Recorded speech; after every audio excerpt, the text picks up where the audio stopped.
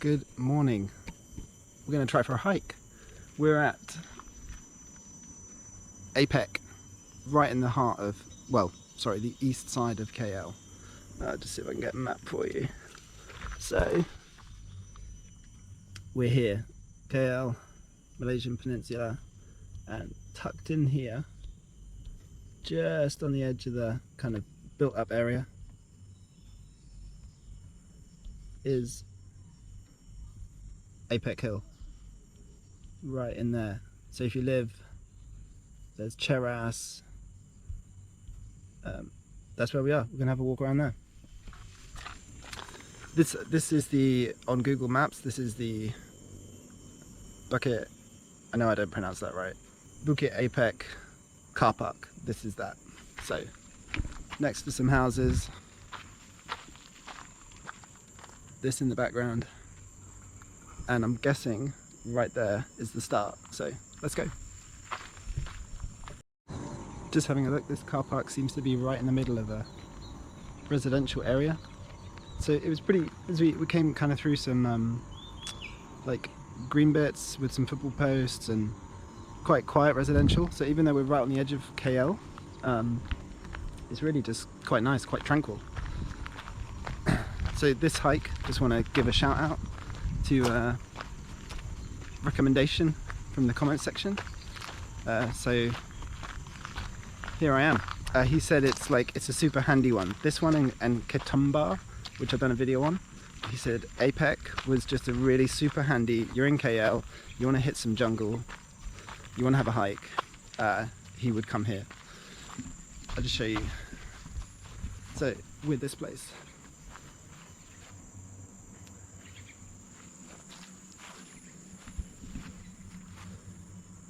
this is in Malay, so I can't read it.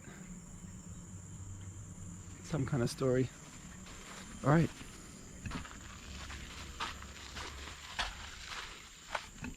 I love that. You turn the corner and there's literally vertical walk.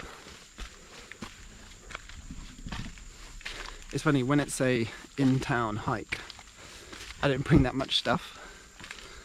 I know that's kind of arrogant, isn't it? Because I figured in-town jungle, like how bad can it be? So I've just got a couple of bottles of water, which I'm sure won't be enough. Actually, then that's it. We had heavy rain last night, so I'm wondering, they've concreted this branch into the wall. Yeah, lots of rain last night, so I'm wondering if any trees will be down. I'm expecting this to be... That was a steep climb, man. I'm expecting lots of different pathways to the top. That's kind of what I'm thinking this is going to be. And hopefully some viewpoints. I think there might even be a waterfall somewhere. But if you enjoy this, I'm getting quite a backlog or catalogue of hikes now. I've done Angsi, Dutuk, Ganang, Barembam, Ketumbar as mentioned, some other ones around KL. So, and they're all on this channel. And I kind of put them up because, like, if people watch this, I get a lot of comments about, okay, I've got a fork here, I'm going to go with the most trodden pathway. That the jungle's really dangerous and stuff. And I get where they're coming from. But I'm pretty sure my drive here was more dangerous than the jungle. Especially a jungle with pathways. So, like, it'd be nice for those people to kind of go, oh, you know, I'll give it a walk, I'll give it a little hike, because I think some people really benefit from this. Like, I do. I benefit from the greenery, the smells, the physical exertion. It's far more natural than, you know, if you're living in KL and you just got concrete and air conditioning. Just get a break, come up here for an hour, just do one little circuit. Rather than going to your gym, maybe just come here, or not.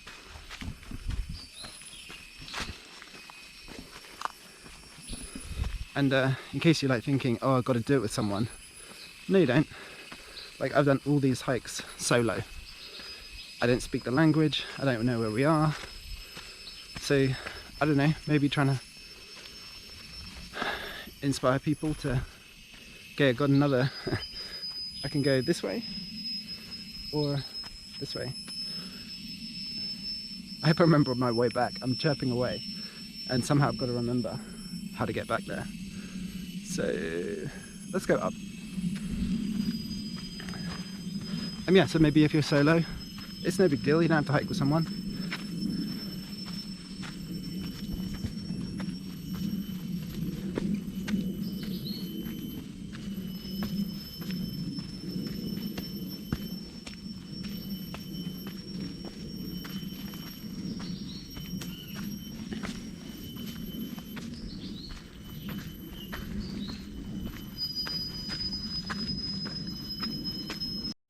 First bit of interest, there's some kind of,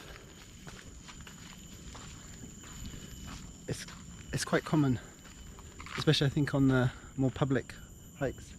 I'm guessing that's like a pull-up bar, some like calisthenics stuff, some weights. You can come up, have a snack. So people probably whip up here, do a little bit of something as a group, and then head off. This was probably busy yesterday. Today's a Monday.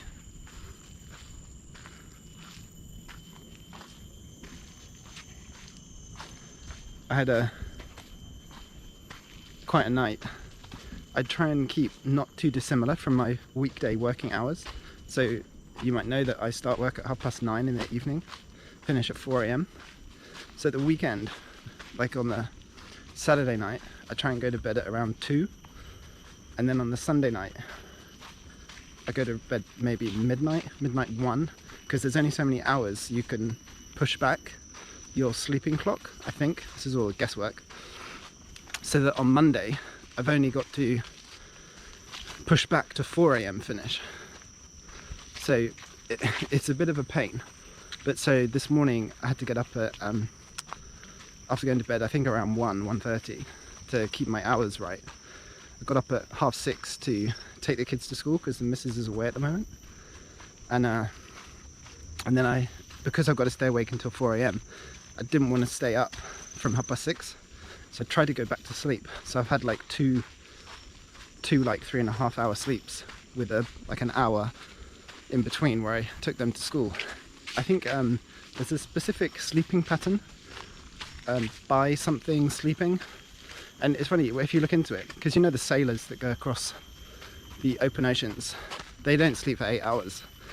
I've read about, some of them do 15 minutes every, is it 15 minutes every hour or every half hour? Anyway, they sleep for 15 minutes, then get back up, check the boat's on its correct course, check everything, blah, blah, blah.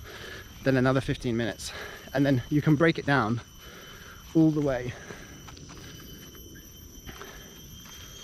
You can break it back down all the way to a single sleep. So you can go from like 1 sleep to 2, to 3, to 4. And some people have these different sleep patterns. You know, like imagine some people in the afternoon have a nap. That's another sleep pattern. Check out this. So you've got this big route wrapping round and up. You get these quite a bit here. Anyway, so yeah, so I guess that would be a, I could potentially, if I had to get up every morning, split my sleep maybe into 2 like 4-hour sessions if I had to.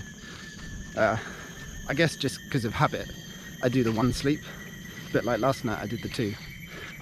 My personal wonder is, I don't know about you, but I have a limited number of times, I feel I do, that I can fall asleep. I feel like I've got 1 bullet. Because sometimes when I wake up, I can't get back to sleep. So I always assume like there's quite a bit of power involved in falling asleep. So I don't know how well I would do the every 15 minutes on the hour sleeping pattern. But anyway, I spoke to two of my friends do night shift, and they said because you can't force yourself to sleep, the best way is to go to bed when you're tired, and if you have to get up, you force yourself up so that you are then tired the next time, because it's a waste of time just lying there not going to sleep. So you wait until you're tired, and you can move your day by getting up earlier. And I believe 2 hours is about the right amount. So that's how I adjust at the weekend, and then adjust back on a Monday.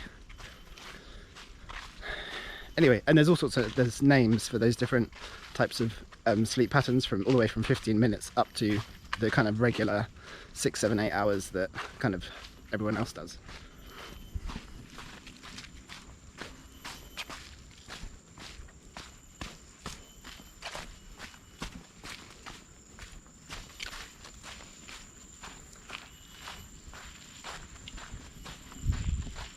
So I've got the feeling I'm going to get very lost. So my plan already, I'm 15 minutes into this, is to do an out and back and try and guess my route back. And failing that, I'm going to use Google Maps hopefully, because I know where I've parked. If I get to a junction on the way back, I wonder if this is wild boar. It's been like rooted up, really rooted, to then be able to find my way back. Anyway, that's my plan. Failing that, this is surrounded by road, so I could always, worst case, come out and grab back to the car. But yeah, let's not try and do that, because that'd be a bit embarrassing.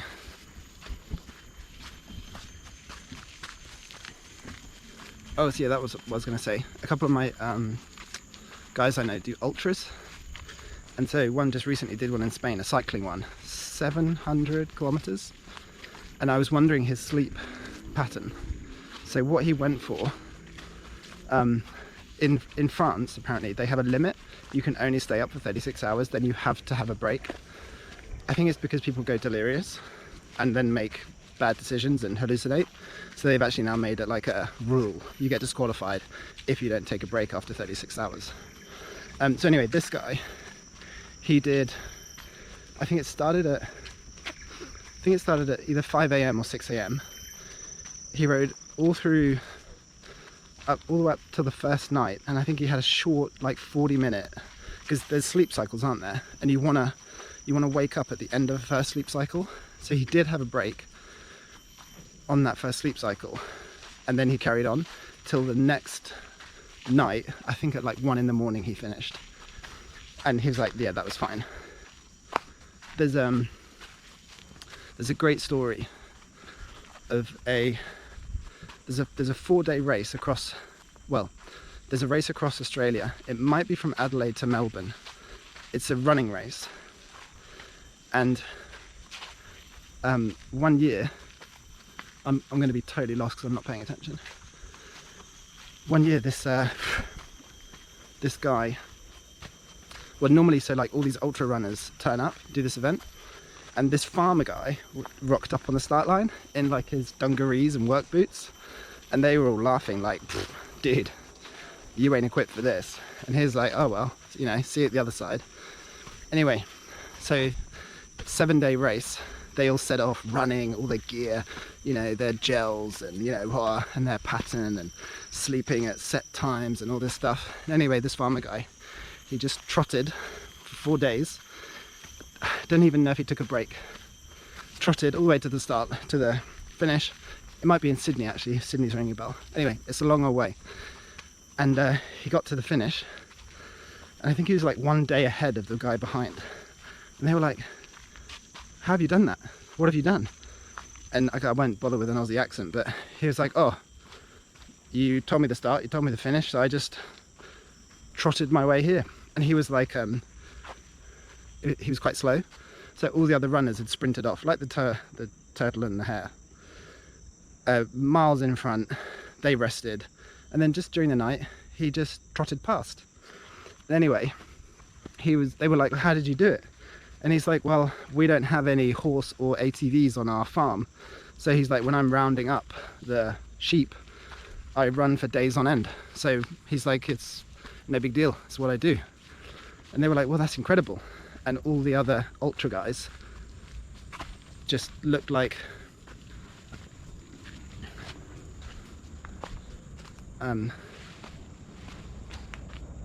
sorry, just a load of monkeys. I'm just seeing what it is.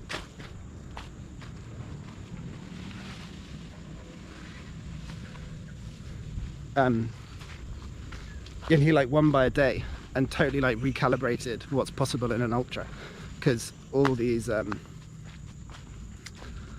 he just made all these like these serious ultra athletes look like, you know, look pretty pathetic because he beat them all by a day. And apparently he didn't even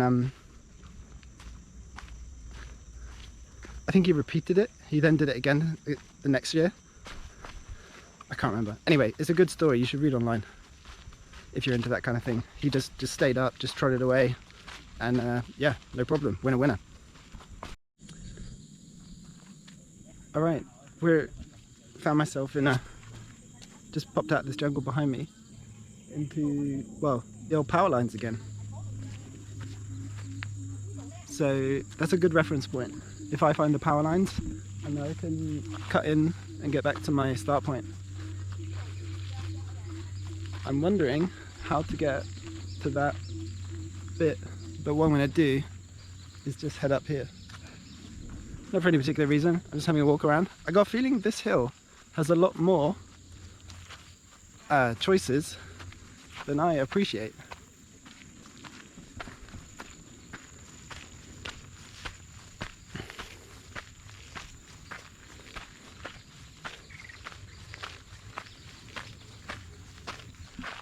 I gotta tell you about this this guy who did the 700-kilometer cycle and just did a short rest or short nap, I believe.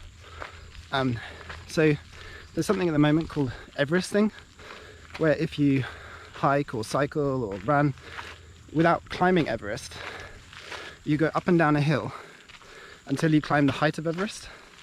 So I think Everest is 8,000 meters. So I'm part of the cycle team, and a few guys have like done the Everest, which is seen as a major accomplishment. And then this guy, to raise money for a cancer charity, he went up and down Everest, or the equivalent, is it 7 times or 8 times?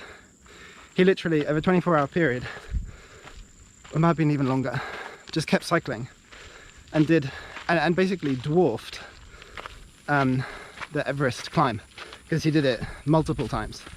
And so none of the team now are bothering to do the Everesting because he made it look so pathetic.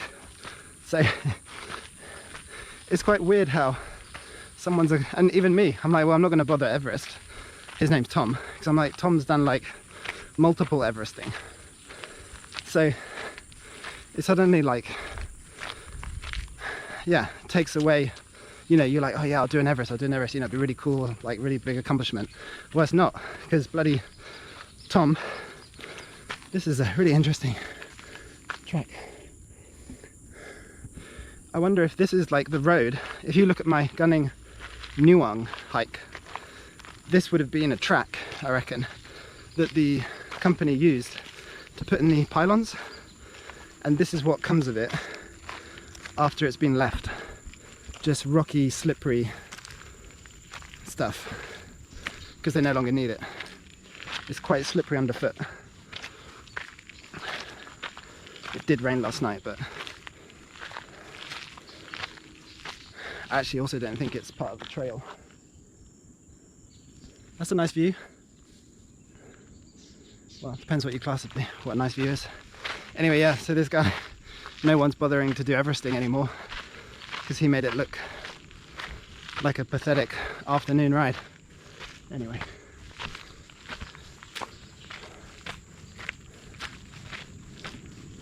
Right, so I found myself a path coming out of this jungle, so I know I'm over there somewhere, my parking. So if I come back to this spot, now I can find my car. I'm just gonna look. I've got two choices. Go up this one. I guess people that hike this all the time are like, I know where you are. And oh, it's the same one. This is just gonna loop round.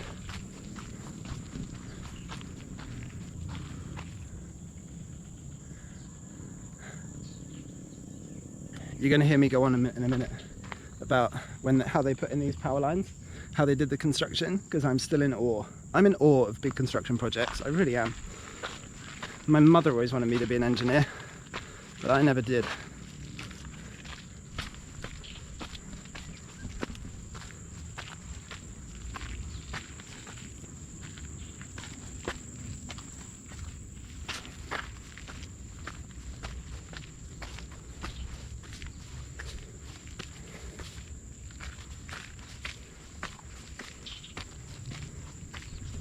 I think what I'm going to do is do about an hour and then an hour back, and then I think that'll at least leave me a reason to come back.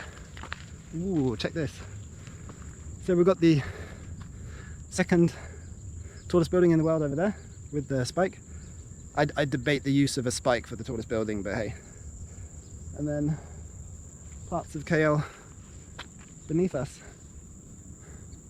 And we're right here in the jungle. I'm pouring with sweat, as per usual. Alright. Yeah, so anyway, I'll do an hour out, and then I'll try and find my car in an hour back. And then that'll leave stuff to come back for. And 2 hours will be enough for me. I've got stuff to get on with.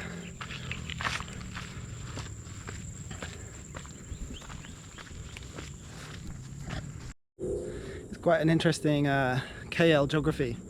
I think this city is quite unique. You've got your like old style housing, the low ones, followed by the high rise that they put in, and then you've got the sweeping super highways, or just the roads that they've raised up. You can see them lapping over there and then cutting across through that part and round, so that you can get through KL quickly if you're not actually traveling to KL. And then they seem to do low rise with high rise, like every so often. And then obviously there's these jungle hills here, where one I'm standing on, and just little outcrops of jungle that keeps the city very green, and I think it helps with the air quality. Well, it's kind of stupid me saying that, but you know what I mean. Quite a view. I think I'm about 47, and I'm really struggling to stay fit. As in, I'm not staying fit. And I'm wondering,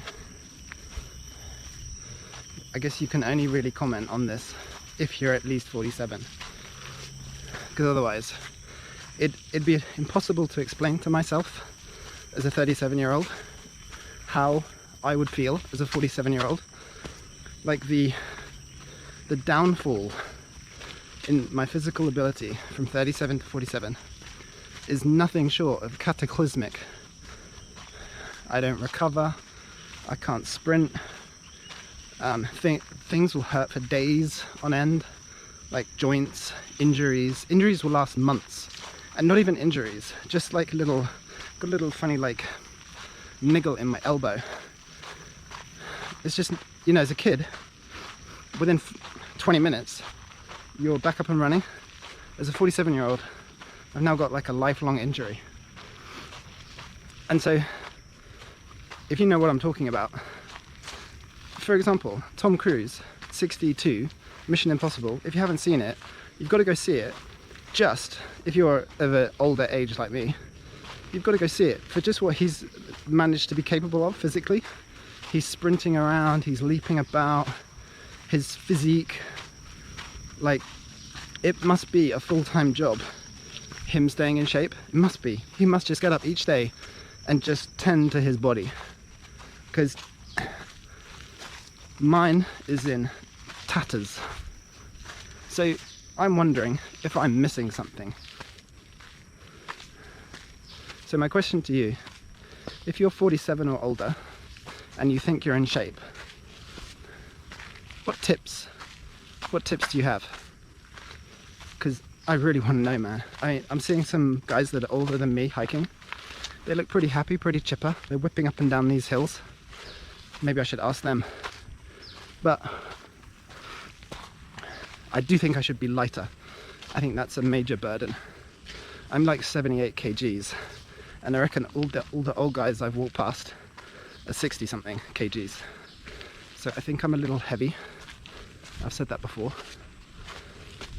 Because when you're carrying around, like, imagine picking up 78 kgs. It's quite a weight. So if I could weigh maybe 10 less, that's 10 less. That's going through every joint. Anyway, yeah, just wondering what people do. So I'm thinking, like, do you do high intensity work? Do you just hike? Do you do gym work? Do you do heavy lifts? Do you do 60 rep lifts? Do you do anything? Do you concentrate on rest? Do you mix up your fitness? So some days you hike, you cycle, you swim. Like, if you feel like you've nailed it and you're 67, 57, I'd love to hear what you do. Because the downfall for me in the last couple of years, and my missus, it's not just me, she's sharing the same feeling of just becoming absolutely physically useless. And we're wondering how to turn it around. All right.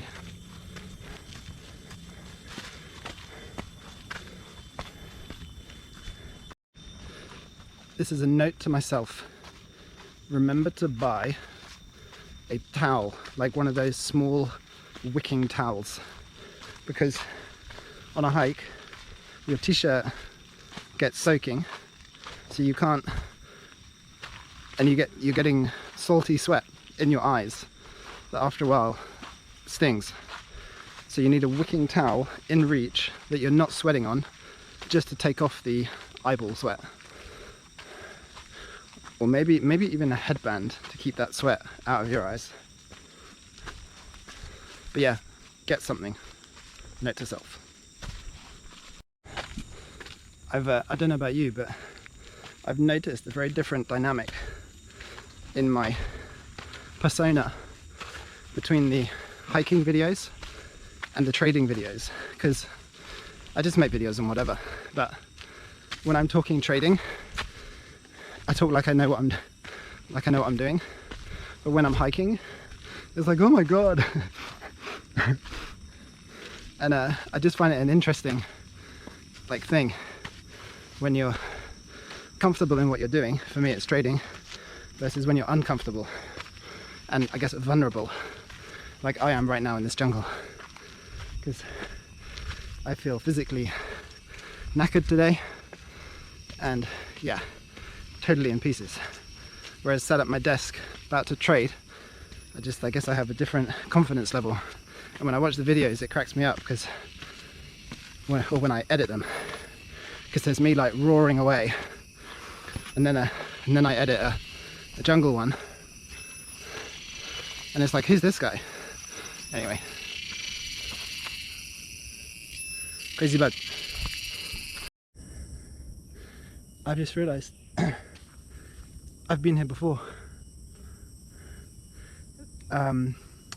We parked at a different place, but I've navigated to the same treehouse. We even came up the path I've just come up, although the path was very different, I think from the rain. There's no one here today. Yeah, I've been here before.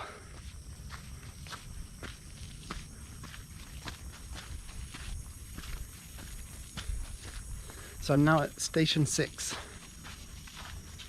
which, if I'm correct, right up here is a big tarpaulin. Yeah.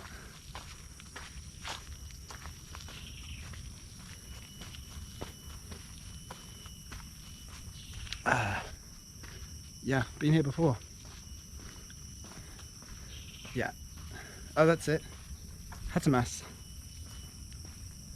So even though I thought I was climbing Apek, I'm guessing it's next to or is Hatamas as well. So, okay, right, at least I know from here, back that way, is where I parked. Now from here, from last time I remember, there is, that means I parked at a different car park as well. Anyway, there is a waterfall in here somewhere, and I believe somewhere in this mountain is a shop, because last time we met the shopkeeper. So I might progress out of station 6. Why would someone do that? I may try and progress. Okay, from this station, we've got Apek Hill.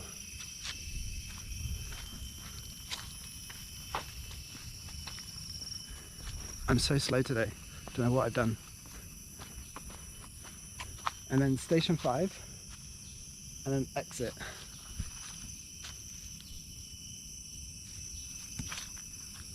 Doesn't mark on the waterfall. I think it's down that one.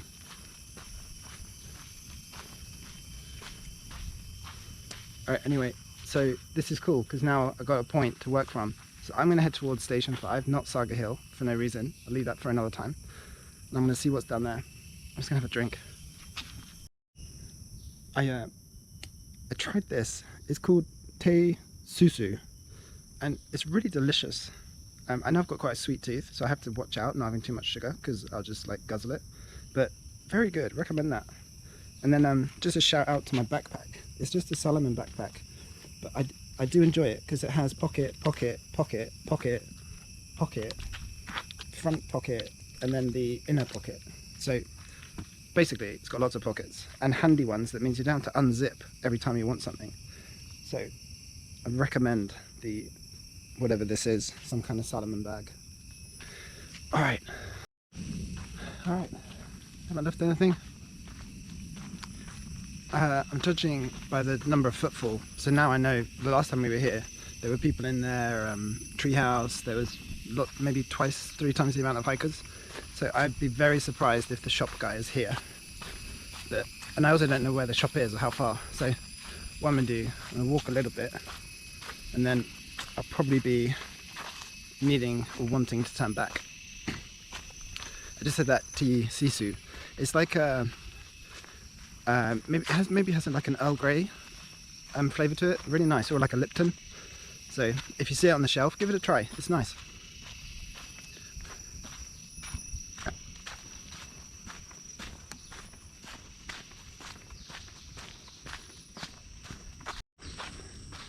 Just something,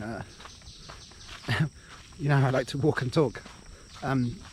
The US stock market, so the futures are open from Sunday night to Friday night, and that's fine, right? But they're talking about 24-hour stock trading. It's been on my mind because I do my 9:30 to 4 AM trading hours, because that's when the stock market is open in the US. I'm not sure what I'm going to do when the stock market is open 24 hours. So they're going to do, I think, 20 or 30 stocks, the most commonly traded ones. And wow, big tree. You know, I like big trees. Oh wow, just got to show you this before I chat on again. There's like some kind of little shrine, done some stuff. Kind of interesting. Anyway, so if they go to 24-hour trading, the liquidity that's normally around between 9 and 4 will now be spread if people choose to trade outside normal hours. So is that going to impact my trading? I don't want to say I'm concerned, but I'm concerned because whenever regulators or whenever anyone changes anything, I've spoken about this again on my like trading videos. Edges come and edges go, and all it takes sometimes is the smallest thing to evaporate your edge, your style. And so whenever any change occurs, like, you know, sometimes it can be, well, it can be anything. Sorry, my ears are popping. Yeah, I'm just worried about, one, the liquidity, and then two, should I now trade just in my daytime? That would be so weird. Because then in the night, when the US is open, am I gonna have to now stay awake all night and all day to carry out my strategy? Because what happens when I'm asleep? Ugh. I don't think there's, apart from coding it, but I have not been able to find a coder. I found one, actually I found several, and there's a real problem with people's ability to work. I find humans so fallible. Like this guy was like, I can definitely do it, it'll take me a weekend, blah blah blah. He didn't even, I sent him some money. He didn't even send me a single thing. Unbelievable. And I met a company where a guy, he's like, oh yeah, personal circumstances, I'm not going to do it. And then I kind of put the word out, like, I'll pay good money to a coder who can link me to an API and like program my system. And you know, you hear all this talk in the world of all these people without work and this, that and the other. Well, they ain't that desperate. Maybe I'm not looking in the right place. Anyway, trading's going to go 24 hours. I'm not sure what I'm going to do. So anyway, let's see what happens. And maybe you haven't heard that news. So there you go. Breaking news. US stock market 24/7 trading. This is super cute. I've got what must be Camp 5. And see the beautiful flowers. Benches, station 5. I wonder, is this the shop? Is this the shop? Because that is so cute.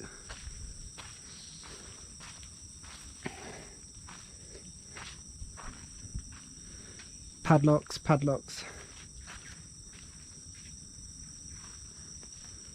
Ooh, my guess is that this would be the shop. On a busy day. Yeah, I mean, they've locked some stuff away. Chances are this is the shop. Okay, now I'm not gonna be able to resist because it says Waterfall. So we've now got quite a way to get back to the car. Pylons. That last Camp 6, Camp 5, Waterfall. Okay, Waterfall's the last stop. If I make it to the Waterfall, we turn back and head home. We've been at least an hour and a half, so we're past my budgeted time already, but I'm feeling better. Weirdly, that tea gave me a little boost of energy. So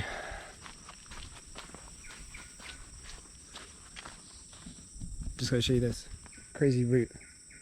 One of these again. Then it goes up into the trees. This is quite a quiet jungle. A few crickets, but quite a quiet one.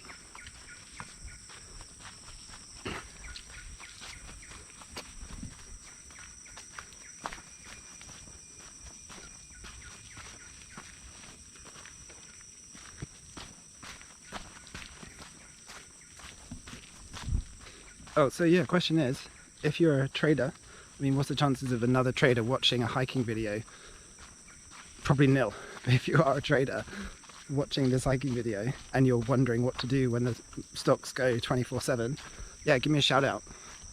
Or even if you're just a trader, if you're a trader watching hiking videos, give me a shout out. Be interested to know like why people watch English guy in the jungle. I have a US trading acquaintance, and I told him, well, you know, hiking in the Malaysian jungle, and his first go-to was, there's lots of king cobras, and you need to research and learn how to interact with a king cobra. And I was like, what are you talking about? And he's like, well, yes, because when you come across one, you need to know what to do. Obviously he doesn't have that accent because he's American, but it was the weirdest thing because I think it's pretty obvious what to do. Like, you back away, you back away and you walk around it. Like, there's no, I don't know how it's not pretty obvious. Maybe I'm wrong. Because whenever I see videos of them, they sit, they rear up, and they're kind of like, I'm going to strike you if you come near me. So it's pretty clear you don't go near them, navigate around them, and neither of you want to fight, so you crack on. Anyway, I'm wondering if anyone out there, before they hiked, looked into how to interact with a king cobra. Because my guess is no way.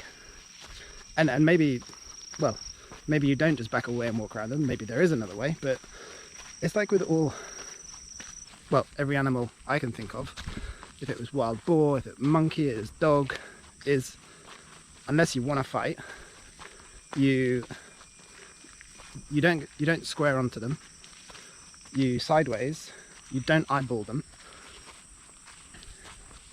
and if anything, you just really slowly back away. You don't want to run, because like a dog's instinct is to chase anything that's running. But like, we all know this, right? And sometimes, if they come for you, you become as big and as strong as possible. Like, I don't know, I feel like it's just, don't feel like this stuff needs to be taught.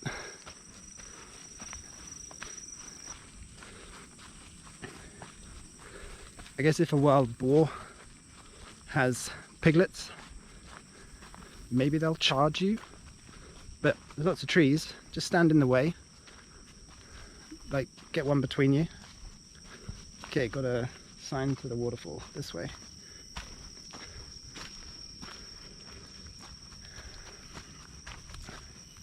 I don't know, I don't feel like there's a sit down class you need to do to know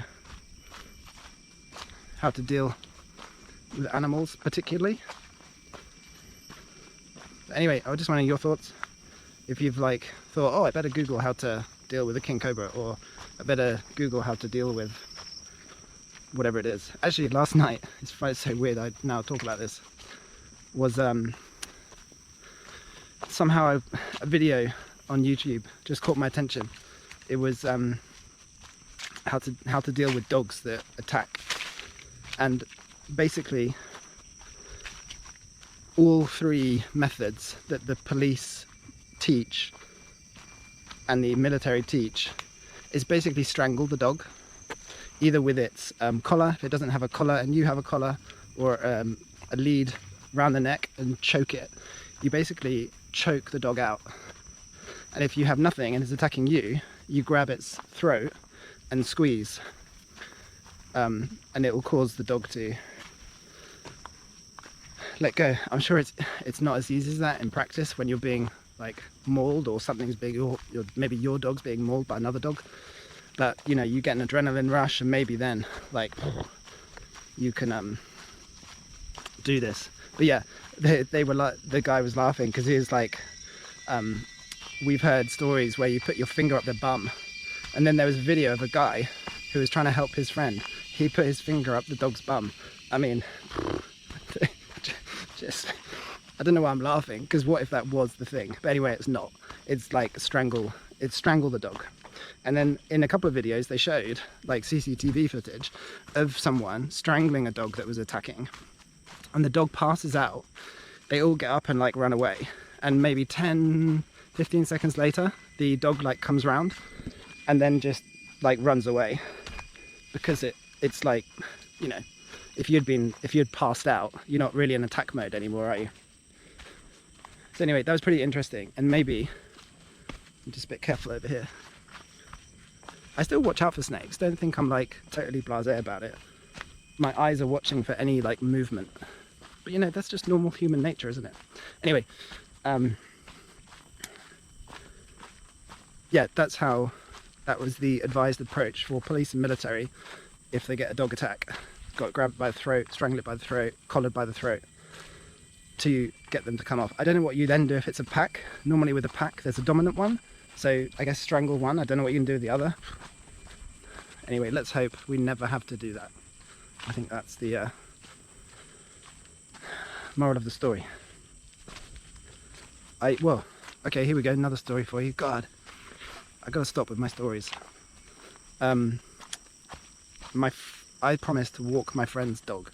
So they had dropped their dog round, they were off somewhere, and I was like, yeah, I'll walk your dog.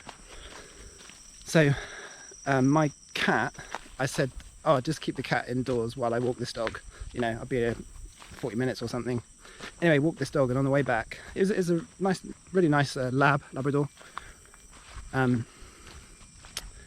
The cat had somehow managed to get out of the house and was sunbathing on a bit of like patio with its back to us. And I was like, oh, if I don't say anything and the cat doesn't move, the dog won't see it.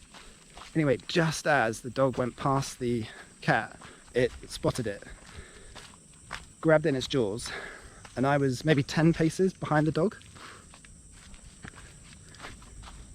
And obviously, seeing my cat in a dog's jaws, because it picked it up, I went into a 10 pace full-on kick, and then I launched my foot into the dog's like rib cage. Now, you know, obviously this all happened in under a second. But so what I did at impact was I didn't point my toes because I knew that would break the rib cage. I did a flat foot kick into the ribs, and I kind of measured the force. I wanted to wind the dog and get it and kick it just hard enough that it wouldn't break its rib cage, because obviously a full force kick with toes would maybe kill the dog, which I didn't want to do. I wanted to force the dog a release of the cat so that then I could pick up the cat. Anyway, carried out this kick right in the ribs. The dog dropped the cat perfectly. I managed to then scoop up the cat because the dog like went the dog what did the dog do? Yeah, it was a bit like shocked, I think, that it had just been kicked in the ribs. Anyway, I put the cat up a tree and got the dog, and you know, no problem, no harm done, nothing broken on the dog, and cat was okay, if not like shaking. So that worked. I don't know if it'd work all the time, because you see videos where it doesn't matter what you do to the dog, it ain't giving in. And I actually have one more story. I will stop the stories. We were in Argentina at an estancia, and we had like a polo lesson. I know, don't judge. My missus had this fanciful idea that we would like learn polo. Anyway, so we had this horse ride. Oh my god. Okay, hold on with that. Check this out. We've got an ant run across this log. Millions and millions of ants. Millions and millions of them. All crossing. That is so cool. I bet you ants don't suffer from bad politicians. I bet you they don't. I bet you it's totally organised and just... I mean, how do they communicate? Anyway, let's not get distracted by the ants. But that is a very cool that they're still going. It's never ending. Do you think they're going on vacation? Do you think they're shopping? Do you think this is like a motorway? Like, I wonder in ant world what they're thinking right now. Are they looking up at me? I think they're totally oblivious.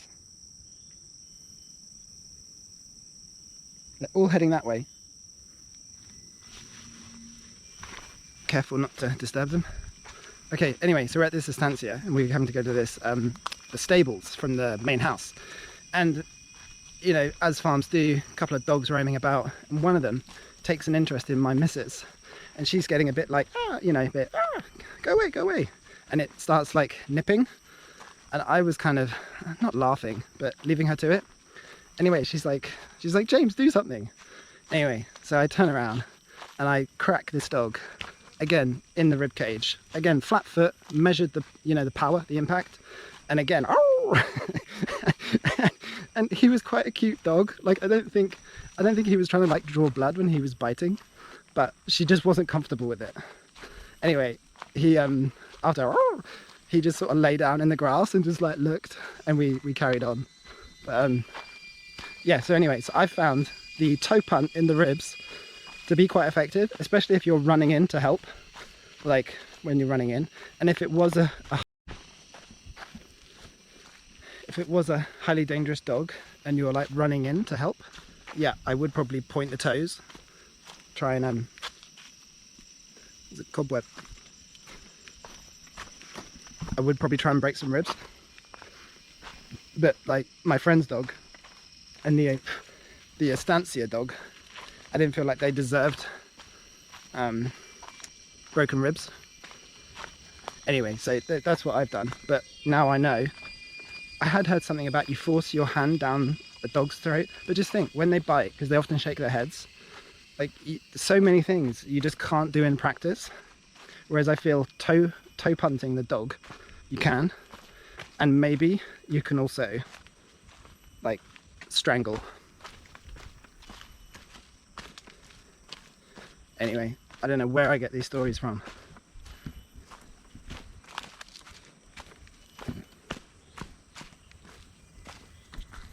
Okay, I can hear the waterfall, so we're almost there. It's a very steep down to the waterfall from station 5. Well, just this last bit anyway. But we're nearly there. I can hear it right beneath me. And then we'll check it out. I feel pleased because that's like a defining endpoint, you know, like a summit. And then from here we try and make our way back to the car, which might be easier said than done. But anyway, let's get to this waterfall.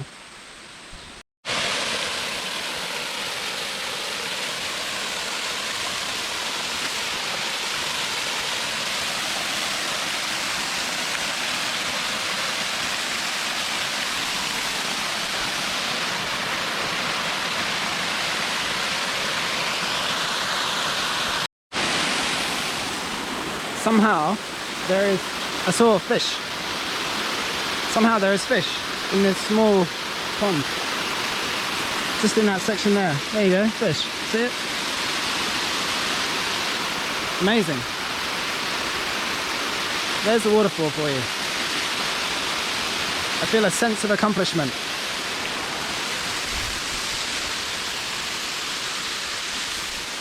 And I did not have good legs today. Woo. I gotta climb back up that somehow, and then the rest of the journey.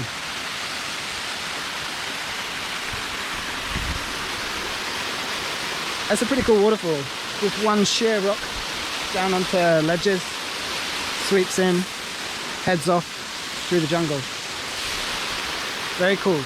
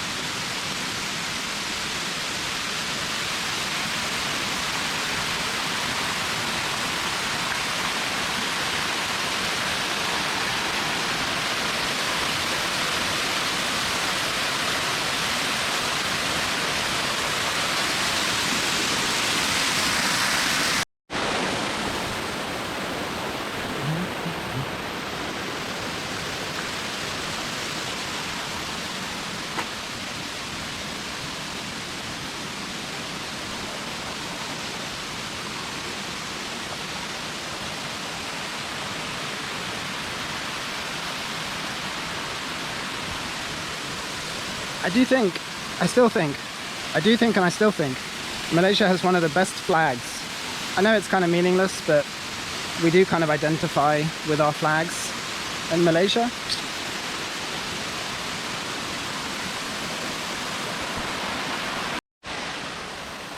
There are other trails leading off from here, both this side and the far side. Just having a look around.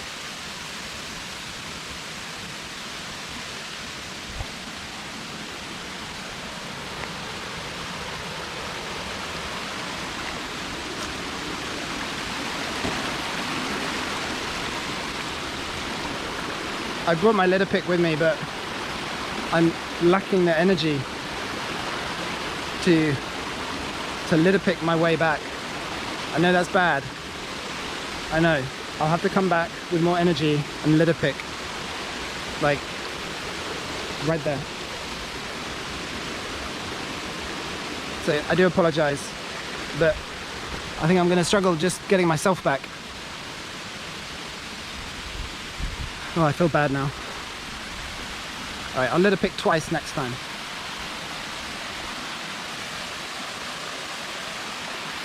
It's quite beautiful. I'm noticing I haven't put on any mosquito repellent, and so far no mosquitoes. I'll say that and I'll be bitten 10 times, but no mosquitoes. So you could legitimately hang out here, have a barbecue, snack, whatever, enjoy the waterfall, and then head back, because sometimes at the summit you can't do anything because of the mosquitoes, so you can't stop. You can't kind of stop anywhere. But really, not many mosquitoes so far. And it did rain last night. Everything's very damp, but no mosquitoes.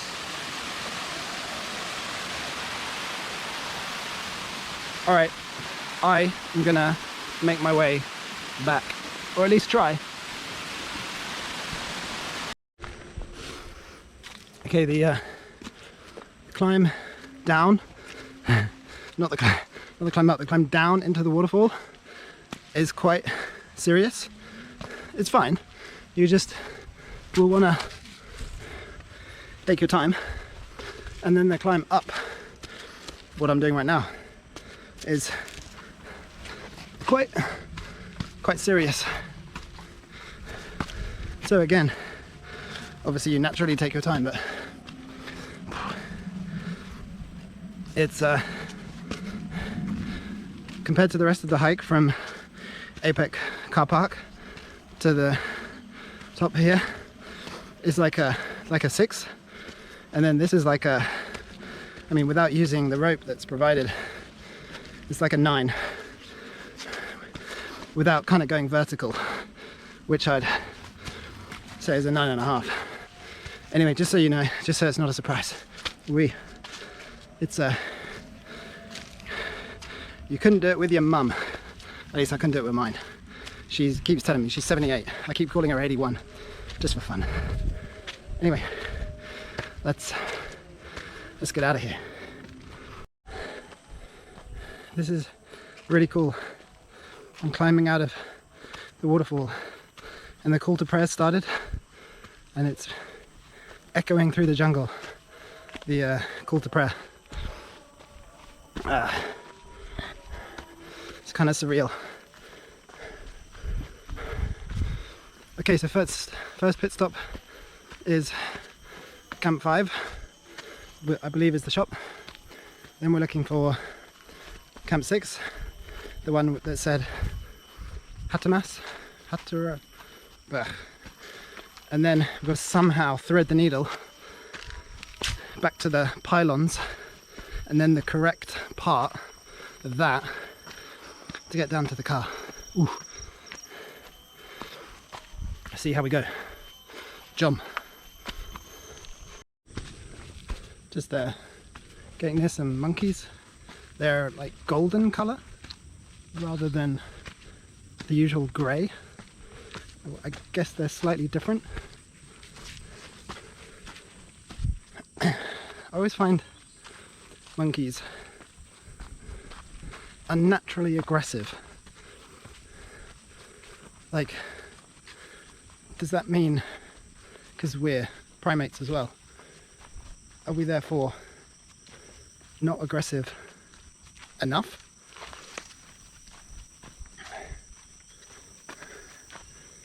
My spidey senses are sensing something, because the hares have stood up on me. Just being really careful right now. yeah, the monkeys are super aggressive. You know when you get those packs, like 50 strong, like the male monkeys, like at the front and back,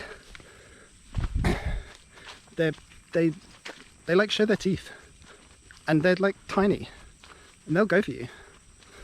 And us as humans, is that why we're always having wars and fights and riots? And I mean, are we just aggressive creatures, warring, bloody creatures? It's the only explanation if you look back through history. We just we like killing each other. There's no other explanation for it.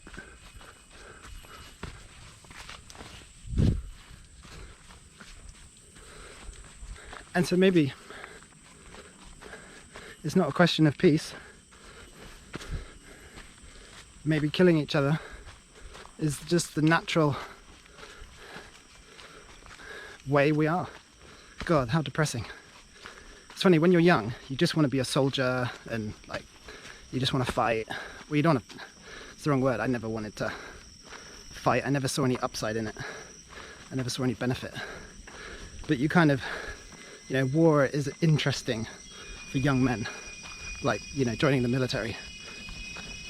But then once you get my age, my God, it's like literally the last thing you'd want for you, for your son, for your friends, for anyone. Yet there's not a single time in the history of Earth when we've been at peace. Not a single moment. Isn't that weird? Someone is always murdering someone else. So it's just our nature. I think we just have to come to terms with it. Anyway, let's not get political. I do apologise. Let's crack on with the beautiful jungle.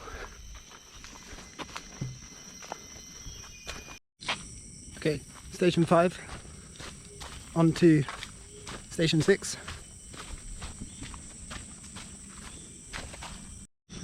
I'm wondering as I walk, because I really don't think I'm going to remember every turning, is if there's an app that has traced my GPS, and then if I had the app out, it'd make backtracking like not even a thing. I could just literally follow it back on my app, like on Google Map when you're following a direction. But I'm pretty sure Google Map doesn't have hiking trails on it. And I'm guessing there is a hiking app where you can follow a GPS. Maybe that All Trails app, but you probably have to go premium. The other thing I'm pondering is, because the other problem with your phone is that you're dripping with sweat and it goes down onto your phone and then you ruin your phone. I'm wondering if you can get biodegradable, like, dots, say fluorescent yellow, and at key points, at any junction, you put a dot down for the path you took, so that if you want to backtrack, if you're doing, like I am today, a brand new trail out and back, you can put a biodegradable marker down. Maybe not even biodegradable, maybe just a marker, and then as you come back out, you pick up your marker. Maybe that's what people do. Maybe I'm just learning now as I go. Because if I now knew I was looking for markers at junctions, this would be quite easy. Although ones, if someone doesn't like the litter, picks it up, you're then wondering where your marker is. I don't know, if you're a seasoned hiker, let me know what you do when you're doing a new trail and you need to remember or you need to navigate. Because maybe I'm also, oh, we're back at this one. Okay. Maybe there's just a better way. On cycling, we had, or we have, like a Garmin, and at any junction, it like signals on the screen, like left or right. So I'm 100% sure there will be a hiking one. I just didn't want to start spending a load of money, because how often do you do a hike where you need like directions? Anyway, I'm just pondering it as I walk. Alright, let's go. Alright, we are now back at Camp 6. So now what I mustn't do is head back to Hatamas entrance, where I've been once before. I need to now get to the Apek entrance. So I'm going to try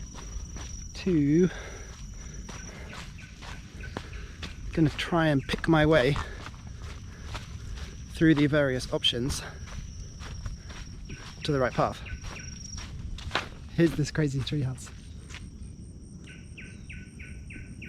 A lot of time and effort has gone into that. A lot of time and effort.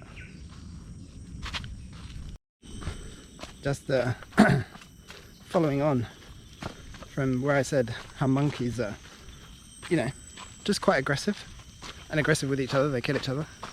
And then I was saying how when you're a young man, a lot of young men are intrigued with the military and they ponder a career in the military, as I did. And anyway, now that I'm much older and wiser, you look back and you're like, Jesus, thank God I didn't do that. And my grandfather was in the military, you know, naturally, because, you know, in the 40s. I'm sure he wouldn't have chosen it, but anyway, I wrote to him. I was probably 18 or 19, and I was pondering the Marines leading on to Special Forces, SBS, and so I wrote to him because he had experience, and I just thought, I wonder what he'll say. Not that I was going to take his advice, but I just thought I'd ask him, what do you think? Should I join the military? I'm at a crossroads, I'm not sure where to go. Let me go this way. He wrote back pretty much, my dear boy, go to the city. Do not, whatever you do, join the military. And it wasn't even a, oh, you know, yeah, it's fine, get some experience, see the world, all the training, you know. It was literally an absolute categorical, like, what are you even thinking?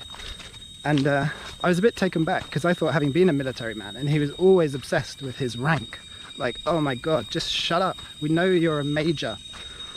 Like, you know, you're not anymore. You've left. Forget your rank. It means nothing to anyone. Anyway, he, yeah, it was just an absolute 100% categorical, you're bonkers, go to the city, make some money. And yeah, anyway, I was just thinking of it.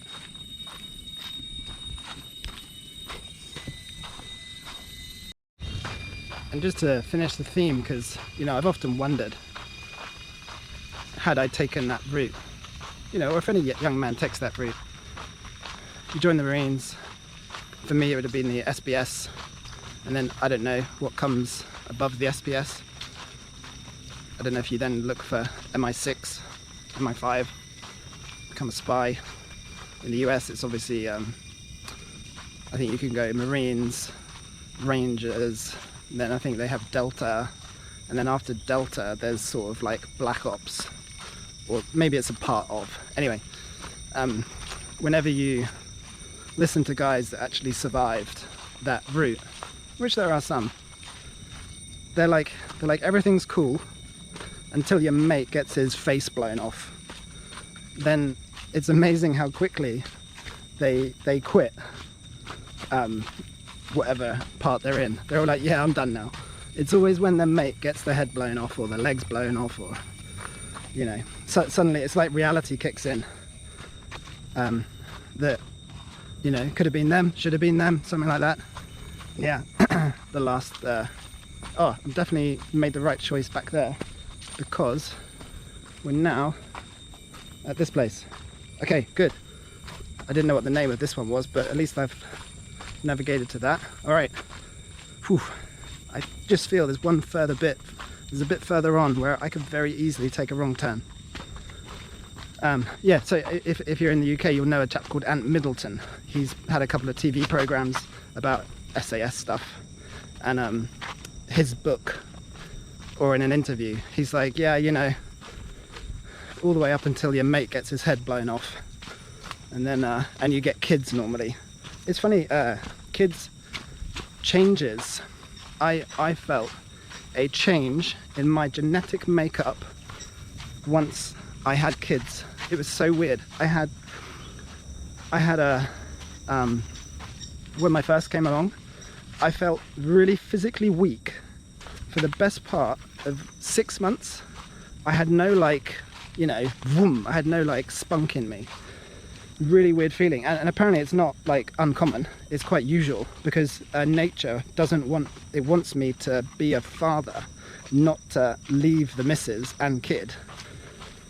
It's designed to make you protective and not, I guess, horny.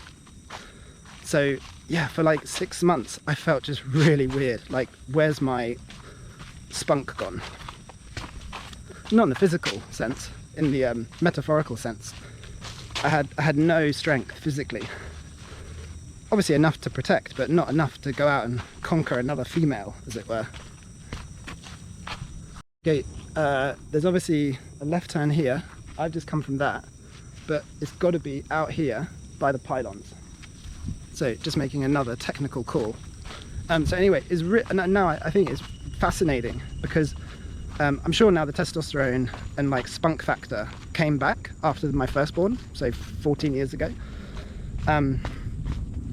But maybe I'm wondering, military, like you're only a good soldier until you've had kids, because if you are on duty, if you're out serving and you've had that firstborn and you have that massive like testosterone low, you're not going to be effective.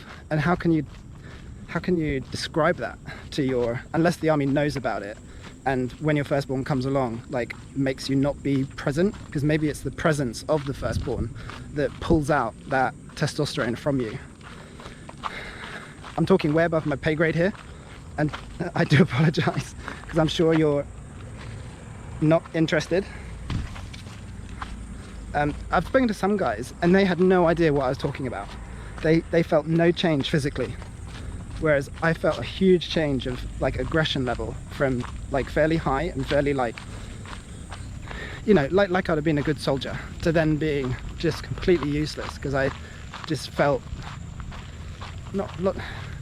anyway, you get the idea.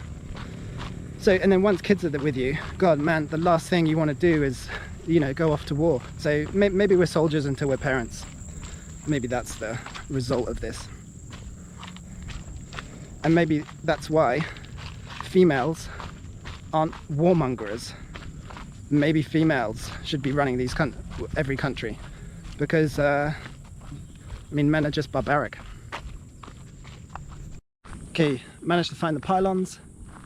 That's those two entrances I walked past because I came up here. So we're gonna go back down here to our turning, and then hopefully at least we'll be in the correct quadrant to find the car. Ooh, just check out the view. It's a hot day as usual. I'm absolutely pouring. Trousers look like I've been swimming. Top looks like I've been swimming. There's no dry part on me whatsoever. But that is as per usual. Okay, made it to this one. So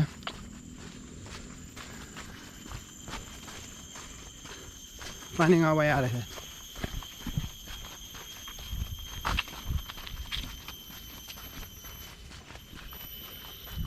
There are very few people. I saw 4 just back there on the way in. One guy just now. And I think that's been it.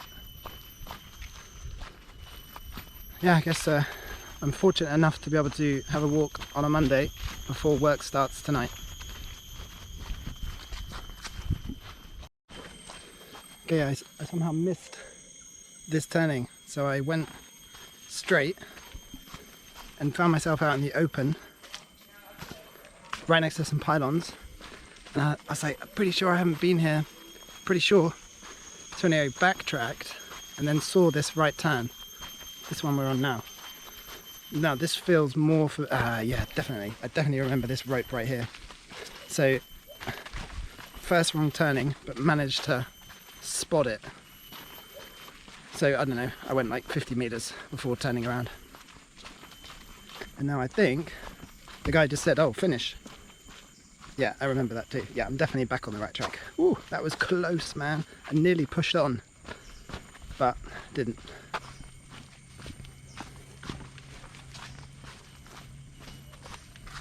Alright, I'm back to the vertical steps. So, car park's at the bottom.